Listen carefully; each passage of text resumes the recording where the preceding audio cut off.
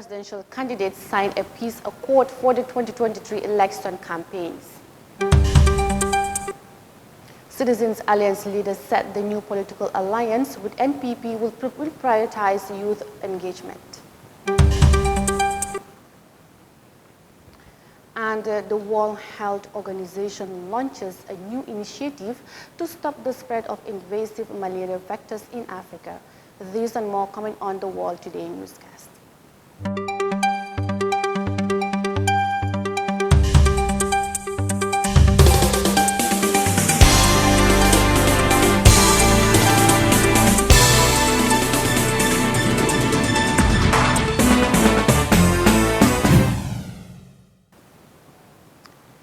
Welcome back. You're watching the World Today newscast with me, Mariama Chan. Thanks for joining us. And now the news in detail. Now, presidential candidates in Nigeria have signed an accord committing to a peaceful campaign for the 2023 elections. Now, details of that in this report. All the candidates and their party chairmen gathered in this hall signed what is now known as the Peace Accord, a document prepared by the National Peace Committee. Nigeria has experienced election violence in the past. The Peace Accord is essentially designed to commit the politicians to peaceful elections. I'm appealing to the political parties, party chairmen, candidates, and their spokesperson to please campaign on the basis of issues that are of significant concern to Nigerians. The presidential election will be held in February next year, and some of the presidential candidates have flagged off their campaigns. Peter Obi of the Labour Party is one of the 18 presidential candidates in the running to be the next president of the country.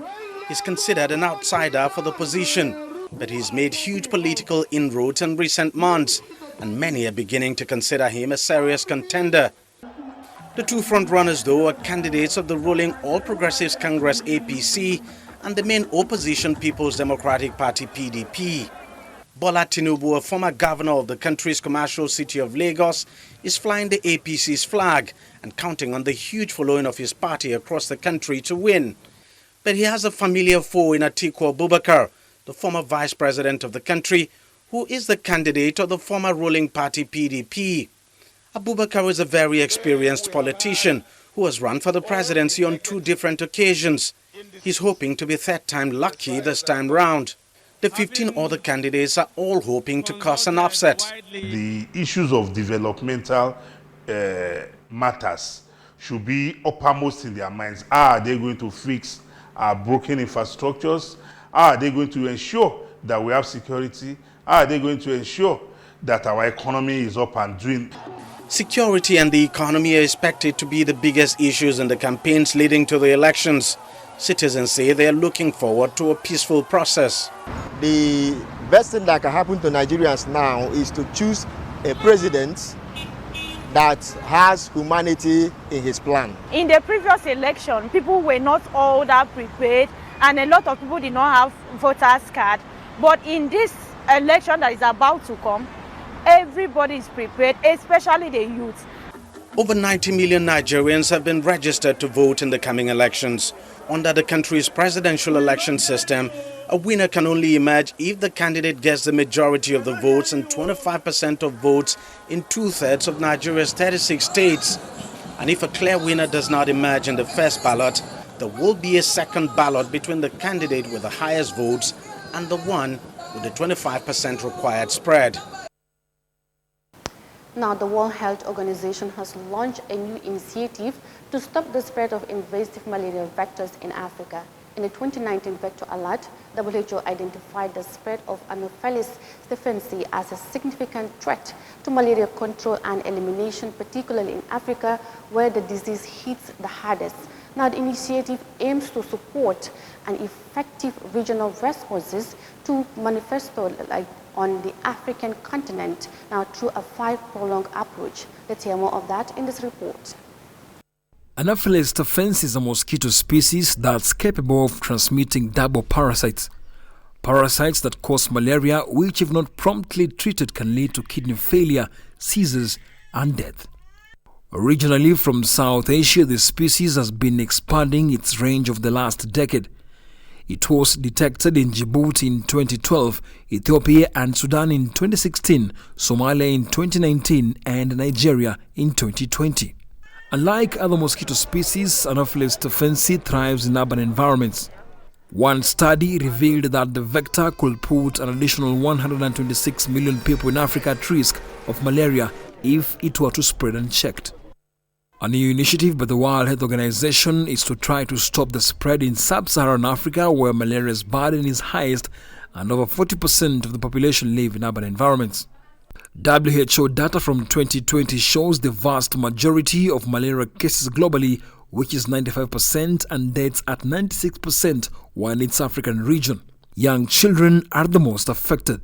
An estimated 80% of all malaria deaths in the region were among children under the age of 5. The WHO initiative is working to support a regional response by increasing collaboration between governments and sectors, strengthening surveillance, improving information exchange, developing guidance, and prioritizing research with control, containment, and elimination at the core of the strategy against the invasive vector.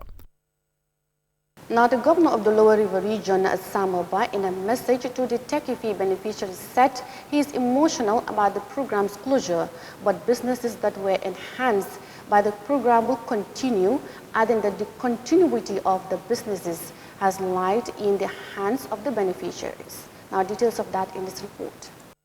The Techifi program implementers were in Basse on the third day of their 4-day tour to assess the impact of the program as it closes.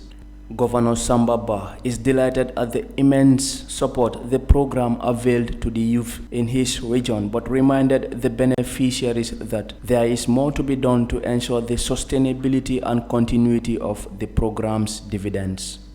And today we have to understand that yes, Techifi program is phasing out, but meaning that your business is not phasing out. Your business is here to continue.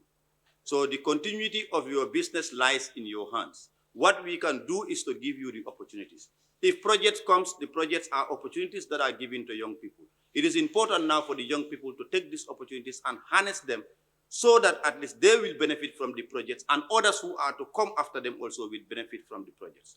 Like I always say, if you are a business entrepreneur and you open up a business through Techifi, and in the next couple of months, couple of years, you are able to employ 10 people. Just imagine after 10 years, if that person also is able to learn from you and open up another entrepreneurship, what do you think is going to happen? Within a couple of 10 years, we are going to see that all the young people of this country are going to be engaged. A series of conversations on the achievements of the program took place, but deliberations on the sustainability and continuity of the Techifi program dominated discussions. You need to make so do effort for other institutions to have certificate to train people. That's why you look at the Light of Tostan, the TAD, the Tumana Agency for Development, Styling coming to URR because he's a native of this region. So these were some of the things we look at it as sustainable aspect of this project. Because we feel that as far as sustainability is concerned, if project force someone to go and do implementation, after that project, there will be likelihood he may laugh. Because we in fact connected to there was a project in the Basse Skill Center with the training institution at the Basse Skill Center. But immediately after the project phased out, they decided to park and then left. And when it comes to sustainability, it's not only on the side of the development partners. It's on the side of everybody. Us as partners, the government, the private sector, and everybody who has been a stakeholder in this. So it's not about looking at phasing out and saying, now, what next do you have for us? You know, how are we going to give scholarships? How are we going to? That is something we should answer together. And for us, this has been something that has been built in from the beginning. Let's work with these institutions, support them, strengthen them, so that they're able to continue based on the development they have been able to do whilst we were implementing, to be able to carry on and being able to provide these services. There would always be gaps. I think we need to understand that. You know, projects would not come in and solve 100% of all the challenges we have. But it's about what can we make use of take advantage of the opportunities the project provides us and ensure that whatever gains there are, we are able to build on it and continue. Under the program, more than 100 young poultry farmers were supported with training, advisory, and access to finance. Alai Mkebe is one of those whose businesses are now flourishing thanks to the Turkey Fee program. I started a poultry farm of 50 chicks at my backyard. But when I got the Turkey Fee mini grant, I expand my poultry farm to 200 birds. And I undergo some of their entrepreneurship training. It boosts my IQ in business, or it expand my intelligence in business. So I start networking, building partnership. From 50 birds, now I supply up to 5,000 birds from North Bank to URA. In contributing to the National Development Plan, the program has supported youth and women groups with poultry inputs, small-scale slaughter units, freezers, and marketing unit in Janjambure. A curriculum on poultry farming was developed, while 4 training institutions were supported in the implementation. The Department of Livestock Services was also supported with lab equipment and data collection, as the Young Poultry Farmers Association was strengthened to coordinate sector support and data collection. Moses Imendi, Eyeafrica News. The report by Moses E. Mendy on the Turkey Fee program wrap-up in rural Gambia will take us to a quick break, and we'll be back with more news. Stay tuned.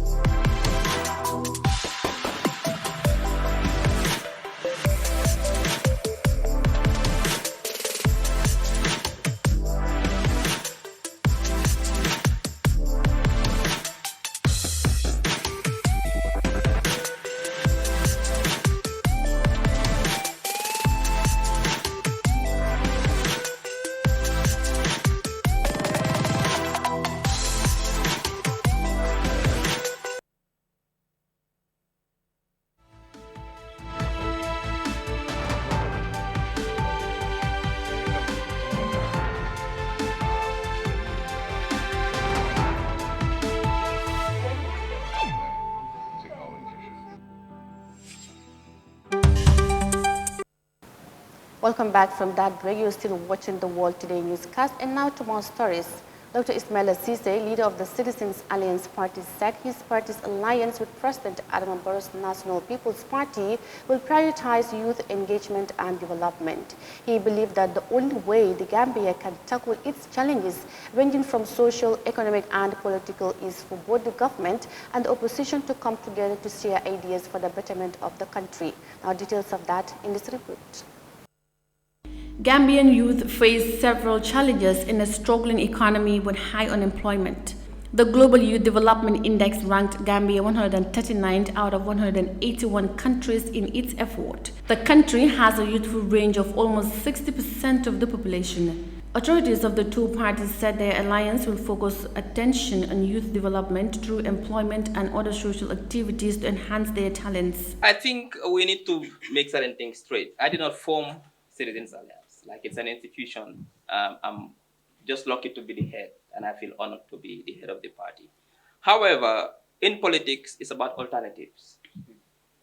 It's about alternatives. We brought an alternative for how the country should be governed. I mean, right or wrongly governed is subjective.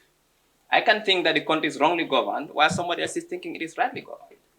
It's subjective. What is objective is that we prefer alternatives. Dr. Ceesay said the country is in trying times, and coming together with different ideas will help salvage it from these hard times. The CA boss said the alliance will breed a new type of politics and move away from old politics of insult, tension, and animosity. Well, I think the decision to align with NPP for the interest of this country was not Ismaila Ceesay's decision. It was a party decision.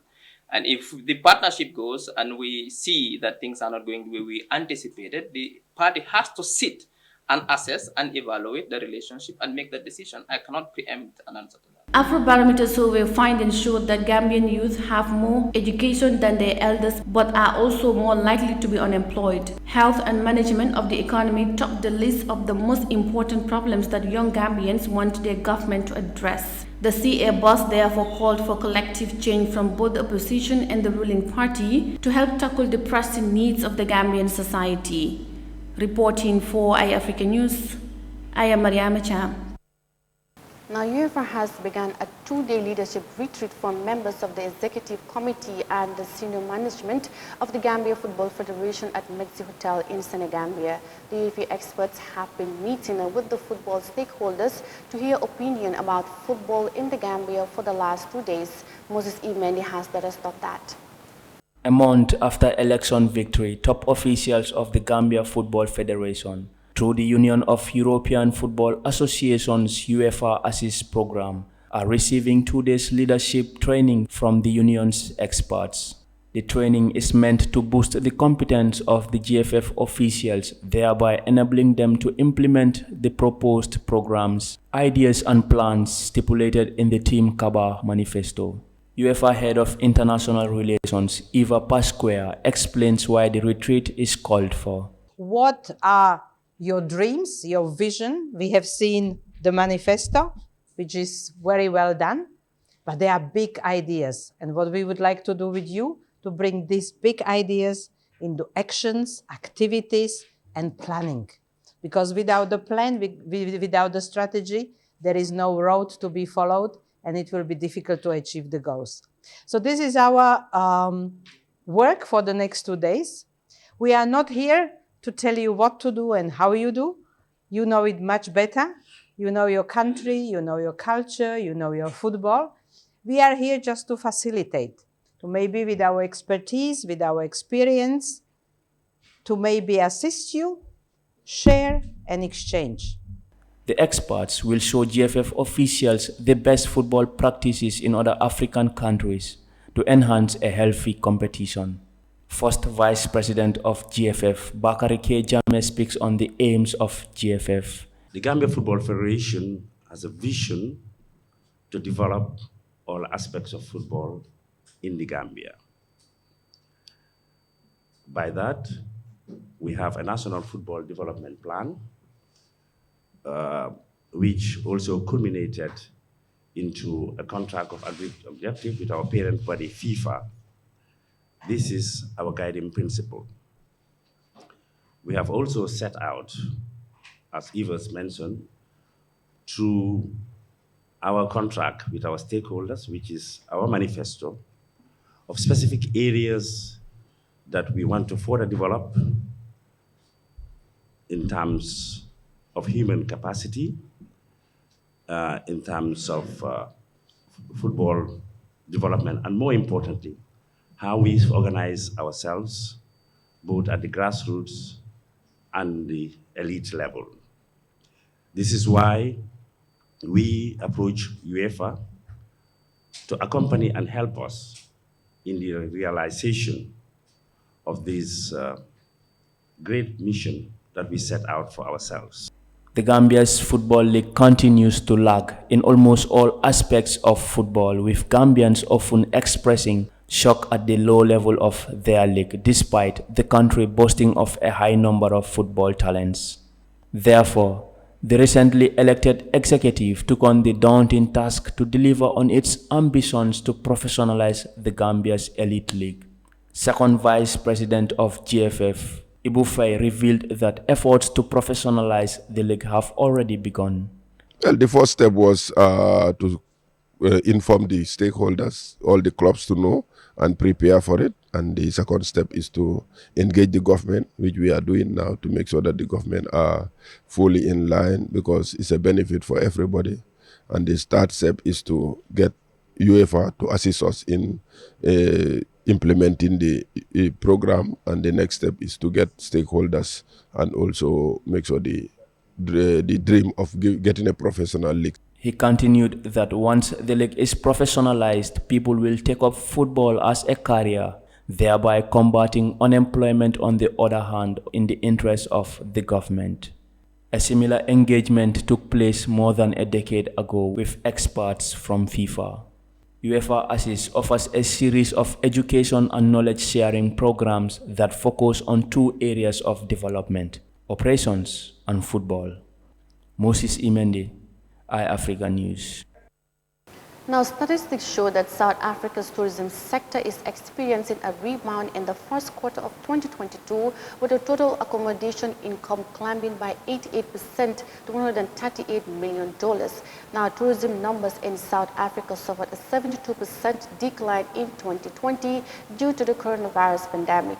Now, the decline was a massive setback for South Africa, as tourism is an important contributor to its GDP and employment. Details of that in this report. It was a fine line between survival and going bust for many hospitality businesses during South Africa's lockdown. Cape Town's charming Pineapple Boutique House Hotel almost threw in the towel when it was forced to shut just months after opening its doors.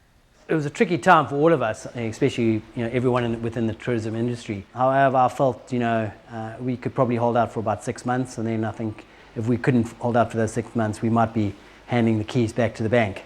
Pineapple thankfully survived the long and arduous 2-year lockdown. An uptick in visitors, especially to the Western Cape, has been a relief for the small boutique hotel. We had an iffy December, but then trade definitely started to pick up in February, March, April, and I think we had 3 pretty decent months. And then obviously May, June, July and August are generally slowish months within the tourism industry, or should I say in the hotel industry. But definitely things are picking up without a doubt, so it's positive. Domestic travel has remained strong, with key source markets like Europe and China slow to recover. South Africa has repositioned itself to attract visitors since the lockdown ended. Aviation, attractions and accommodation.